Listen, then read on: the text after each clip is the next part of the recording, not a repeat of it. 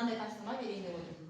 Зерделі халықаралық мектебінің оқушылары тақтаға зерделі мектебі деген сөз жазды. Балалар? Егер олар бірдей әріпті болса, егер де әріптері бірдей болса, түспен, әртүрлі болса, әртүрлі түспен боялған. Жалпы оқушылар неше түс қолданды деп жатыр. Ойлап көрейікші. Ол үшін не істеу керек? Зерделі мектебі деген сөзге қарашы. Зерделі мектебі дегенде қайталанған әріптер бар ма балалар? Қайсы әріптер? Қайталанып тұр? Әріптер қайталанып тұр. Және қайсы қайталанып тұр? Әріптер. Демек енді қайталанбай зерделі дегеннен бастаймыз. Бірінші түс демек. Түстер де тұр олды. Қанша түс қолданды деп тұр ғой. Демек бірінші біз з әрпіне бір түс қолданамыз. Одан кейін қайсы әріп келіп тұр? әрпіне біз тағы да екінші тағы бір түс қолданамыз. Одан кейін қайсы әріп келіп тұр бізде? Әрпіне және бір түс, үшінші түс кетіп жатыр. Одан кейін д әрпіне төртінші түс. Одан кейін әрпі қайталанып тұр. Демек біз оған түс береміз бе? Бермейміз қайталанған екен. Енді л әрпі жағдай жазылып тұрған. Демек л әрпіне бесінші түсті л әрпіне береміз. әрпі бізге бірінші рет пайдаланып тұрмыз. Демек бірінші рет жазамыз. Зерделі деген, енді мектебі деген түс келіп тұр балалар. Мектебі дегенде м деген әрпі қайталанды ма жоқ па? Жоқ. Демек оған жетінші түсті м әрпіне береміз. Әрпі бағана бізде қайталанған.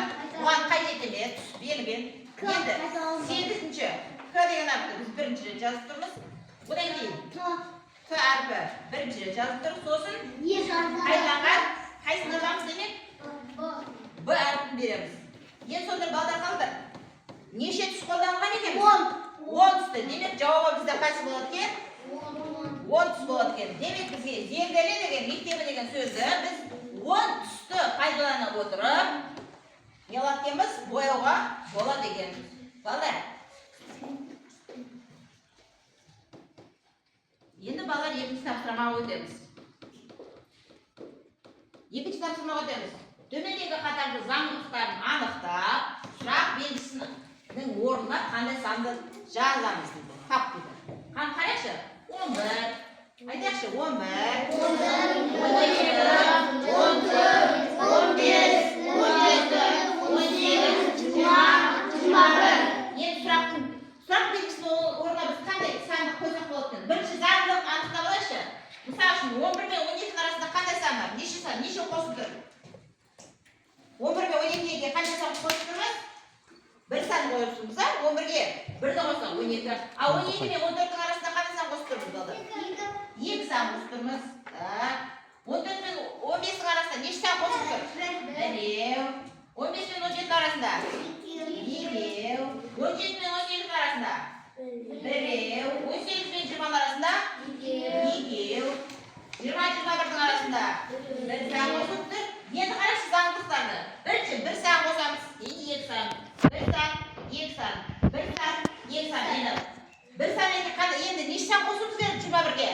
2 сан. 21-ге 2-ның қосындысы қанша болады демек? 23. Неше болады? 23. Демек нәтижеге 2 санды қосамыз. Не дейді? Заңдылықтарды анықтадық па? Соларды анықтап. Демек 21-ге дейін 2-ның қосындысы 23 болады екен. Демек мына қатардың сұрақ белгісінің орнына біз 23 деген санды жазамыз.